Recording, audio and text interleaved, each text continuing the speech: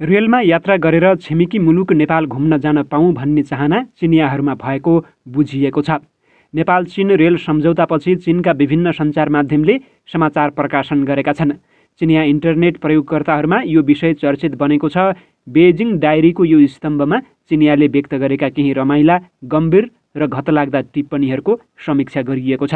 नेपालका परराष्ट्र मन्त्री डाक्टर नारायण खड्गाको चीन भ्रमणका क्रममा भएको सहमतिमध्ये सबैभन्दा चर्चित बनेको विषय हो नेपाल चीन रेल सेवाको सम्भाव्यता अध्ययनमा चीनले सघाउने। यही 24 साउनदेखि 2 दिनसम्मको चीन भ्रमणमा यस्तो सहमति भएको थियो। नेपाल चीन रेल मार्गको विषय नयाँ त होइन, तर सम्भाव्यता अध्ययन कसको खर्चमा गर्ने भन्ने विषय विगत 4 वर्षदेखि कचपल्टिँदै आएको थियो। सेलाएको विषय अहिलेको सहमतिले फेरि तातेको छ। यद्यपि सम्भाव्यता अध्ययन कहिले सुरु हुन्छ भन्ने बारे केही उल्लेख गरिएको छैन। हिमालय श्रृङ्खला पार गरेर चीनबाट नेपाल आउने रेलमार्गको कुरा भौगोलिक रूपमा मात्र नभई भू-राजनैतिक रूपमा पनि निकै कठिन रहेको छ। निकै खर्चिलो हुने यो रेलमार्गले नेपाली अर्थतन्त्रको काँचुली फेर्ने कुरामा प्राय सहमत छन्। यद्यपि यसमाथि विभिन्न आक्षेप पनि लाग्ने गरेका छन्। कोही ऋणको पासो भन्छन्, कोही उपयोगिता विहीन हुने भन्दै सेतो हात्तीको अनुमान लगाउँछन्। यसपटकको सहमतिले नेपाली सञ्चार माध्यम जस्तै चिनिया सञ्चार माध्यमलाई पनि तताएको छ। नेपालका परराष्ट्र मन्त्री खड्गासँगको भेटपछि चिनिया परराष्ट्र मन्त्री वाङ यीले 11 अगस्त अर्थात् 26 साउन बिहिबार चिनिया सञ्चार माध्यमलाई अन्तर्वार्ता दिएका छन्। अन्तर्वार्ताका क्रममा उनलाई पत्रकारहरूले नेपालका विदेश मन्त्री नारायण खड्गासँग के कस्तो सहमति भयो भनेर प्रश्न सोधेका थिए। जवाफमा उनले भएका सहमतिहरूको व्याख्या गर्दै चीन नेपाल रेलमार्ग सम्भाव्यता अध्ययनलाई अघि बढाउने कुरा भएको बताए। चीन नेपालको अन्तर्देशीय रेलमार्गको सम्भाव्यता अनुसन्धानमा समर्थन दिन नेपाललाई रकम सहायता दिने तथा चालु वर्षभित्रै नेपालमा विशेषज्ञ पठाउने अन्तर्वार्ताका क्रममा वाङले बताएका छन्। वाङको अन्तर्वार्तासँगै रेलमार्ग सम्भाव्यता अध्ययनमा चीनले सहयोग गर्ने विषयमा चिनिया सञ्चार माध्यममा प्रकाशित समाचारको शीर्षक थियो हिमालय पार हुने रेलमार्गको निर्माण गर्न चीन र नेपालबीच सहमति। चीनका विभिन्न सञ्चार माध्यमले यो समाचार प्रकाशन गरेपछि चिनिया इन्टरनेट प्रयोगकर्ताहरूमा यो विषय चर्चित बनेको छ। उनीहरूले निकै चासो दिएर प्रतिक्रियाहरू व्यक्त गरेका छन्। बेजिङ डायरीको यो स्तम्भमा केही विषयमा चिनिया केही रमाइला, गम्भीर र घतलाग्दा टिप्पणीहरूको समीक्षा गरिएको छ। काइमिङ कुइलाए नामबाट एकजना चिनियाले लेखेका छन्, के यस विषयमा ममा अज्ञानता भए माफ गर्नुहोला। मलाई भूगोलका बारेमा राम्रो जानकारी छैन, तर यो विषय मलाई उत्तम लाग्यो। के साँच्चै हिमाल छेडेर रेलमार्ग निर्माण गर्न सकिन्छ त? एकजना चिनियाले सामाजिक सञ्जालमा निकै लामो नाम राखेका छन्। उनको नाम तुइचाङ पेखाई छियाङ ओ छ्याओ थमान रहेको छ। चिनिया रेल नेपाल पुग्ने कुरालाई उनले गौरवको विषय ठान्दै अविश्वास पनि व्यक्त गरेका छन्। फेरि चिनिया परराष्ट्र मन्त्रालयले नै भनिसकेपछि अविश्वास गर्ने ठाउँ नभएको भन्दै उनी लेख्छन्, ए है मलाई गौरव लागिरहेको छ, साँच्चै हो कि? तर परराष्ट्र मन्त्रालयले भनिसक्यो र मैले पत्याएँ। हाम्रो सरकारले जे भन्यो त्यसलाई पक्कै व्यवहारमा उतार्छ। यो टिप्पणीले के कुराको पनि सङ्केत गरेको छ भने चीन सरकारले जे भन्छ त्यो पुरा गर्छ। यो अन्य देशका लागि निकै ठुलो व्यङ्ग्य पनि हो। विशेष गरी नेपालका लागि त अझै चोटिलो झटारो। नेपालका नेताहरू निर्वाचनका बेला जनताका अगाडि सपनाका महल ठड्याउँछन्। उनीहरूका घोषणापत्र हेर्ने हो भने संसारकै सबैभन्दा उत्तम योजना समेटिएका हुन्छन्। तर चुनावपछि उनीहरू सबै कुरा बिर्सन्छन् र अर्को चुनावमा एउटा सम्झन्छन्। त्यही भएर तुइचाङले लेखेका होलान्, हाम्रो सरकारले जे भन्यो त्यसलाई पक्कै व्यवहारमा उतार्छ। चोङको चाङसाङ नामका व्यक्तिले भू राजनीतिमाथि छोटो तर निकै सशक्त टिप्पणी गरेका छन्।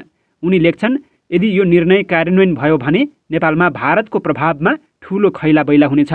नेपालको वैदेशिक व्यापार भारतमाथि निर्भर हुने छैन। नेपालको वैदेशिक व्यापार भारतमाथि निर्भर छ भन्ने कुरा चिनियाहरूले स्पष्टसँग थाहा पाएको सन् 2015को भूकम्पपछि हो।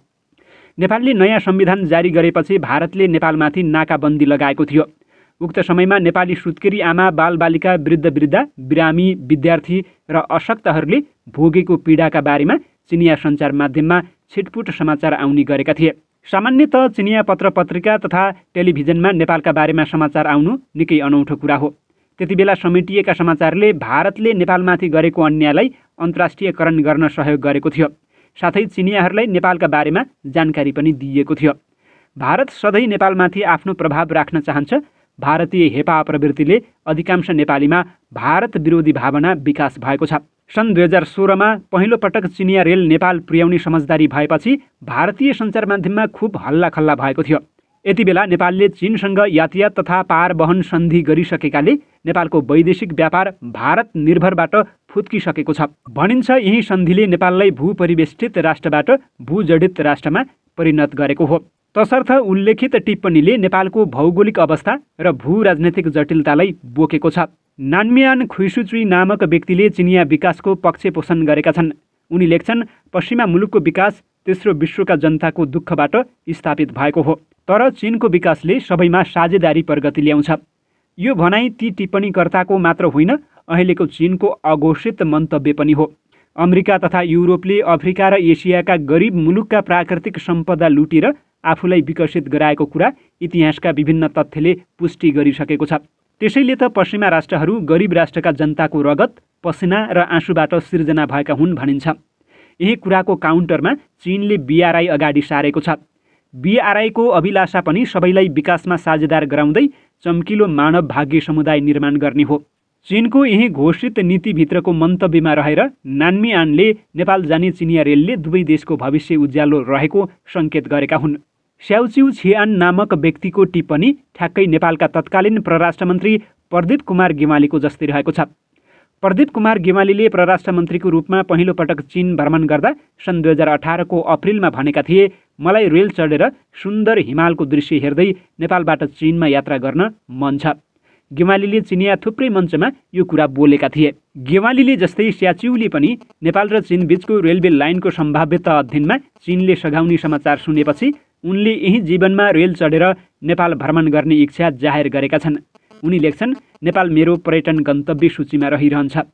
मेरो जीवन अवधिमै पक्कै रेलमार्ग नेपाल पुग्नेछ। सेवानिवृत्त जीवन असल हुनेछ।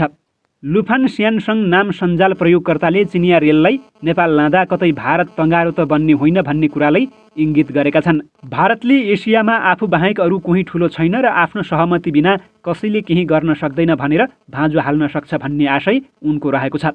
त्यही भएर त उनले प्रतीकात्मक रूपमा आफूलाई भारतको रूपमा उभ्याएर व्यङ्ग्य गर्दै लेखेका छन्, भारत म यो कुरालाई अस्वीकार गर्छु, एसियामा कुन मुलुक साँच्चीकै ठुलो हो। चीनमा नेपालका बारेमा थुप्रै मिथक रहेको छ। हँसिला अनुहार भएका मान्छे बस्ने ठाउँ, सानो तर बहुसङ्ख्यक संस्कृतिको धनी देश, प्राकृतिक सौन्दर्यले भरिपूर्ण, रातभर चमचम तारा चम्किने, आकाश देखिने ठाउँ आदि। यही भएर होला जेफत सिंह खोङचिल्भ नामका एक व्यक्तिले भविष्यमा रेल चढेर नेपाल जाने र त्यहाँबाट देखिने चमचम ताराको फोटो खिच्ने रहर व्यक्त गरेका छन्। सिथान नामक व्यक्तिले चीनबाट नेपालमा रेल पुर्याउन त्यति कठिन नभएको कुरा उल्लेख गरेका छन्। चीनले अत्यन्त कठिन भूगोल पार गराएर लासामा रेल पुर्याइसकेकाले त्यसको तुलनामा नेपाल लान केही सहज हुने भन्दै उनी लेख्छन्, दुई देशमा अग्ला हिमाल भएकाले रेल मार्ग निर्माण गर्न कठिन हुन्छ भन्ने सबैको सोचाइ छ। वास्तवमा छिङहाई तिब्बत रेल मार्ग जस्तो गाह्रो छैन होला। क्वाओ इर्फुरले हिमालय पर्वत पार गरेर नेपालमा रेल गुडाउने कुरा चलचित्रको कथा जस्तै तिलस्मी हुने लेखेका छन्। उनका शब्द रहेका छन्, सुरुङ खनेर हिन्द महासागरको न्यानो हावा भित्र्याउने चलचित्रको विषय जस्तो लाग्यो मलाई। थुतुक्वान नामका एक व्यक्तिले आफ्नो बाल्यकालको लोककथा जस्तो हिमालयमा रेल गुडाउने कुराको स्मरण गरेका छन्। सानोमा उनी सेरामिक इट्टाको पर्खाल बनाएर हिमालको शिखरमा पुग्ने कल्पना बुन्थे। अहिले त्यही हिमाललाई चिरेर रेल गुड्ने कुरा उनको बाल्यकालको सपनाभन्दा कम रोमाञ्चक छैन। उनी लेख्छन्, सानो हुँदा मेरो सपना थियो एक लामो पर्खाललाई सेरामिक टाइल टाँच्ने र हिमाल लिफ्ट राख्ने हो। अब त साँच्चै साकार हुन्छ कि के हो। ट्यानफङ लियानले बीआरआई परियोजनाको परिकल्पनामा नेपालमा चिनिया रेल पुग्ने र यो महान काम हुने अनुमान गरेका छन्। उनको टिप्पणी यस्तो छ, बेल्ट एन्ड रोड हिमालय पार हुन्छ, यो मानव जातिको महान कार्य हो। चिनियाहरू 21औं शताब्दीलाई एसियाको शताब्दी मान्छन्। अमेरिका र युरोपले विकास गरिसकेको हुनाले विश्व चम्काउने पालो अब एसियाको हो भन्ने कुरा अर्थशास्त्रीहरूले पनि घोषणा गरेका छन्। यही कुराको झल्को दिने गरी हिमाल पार गरेर नेपाल जाने चिनिया रेलको समाचार पढेपछि सुतासुई नामका व्यक्तिले लेखेका छन्, असल साथी एसिया, एसियालीको एसिया हो। चिनिया इन्टरनेटमा भेटिएका थुप्रै प्रतिक्रियामध्ये उल्लेखित टिप्पणी केही नमुना मात्र हुन्। चिनिया रेल नेपाल आइपुगोस् भन्ने नेपालीमा भएको चासो जस्तै चिनियामा पनि नेपालमा चिनिया रेल पुगोस् भन्ने चाहना रहेको छ। रेलमा यात्रा गरेर छिमेकी मुलुकको नेपाल घुम्न जाउँ भन्ने चाहना उनीहरूमा भएको बुझिन्छ।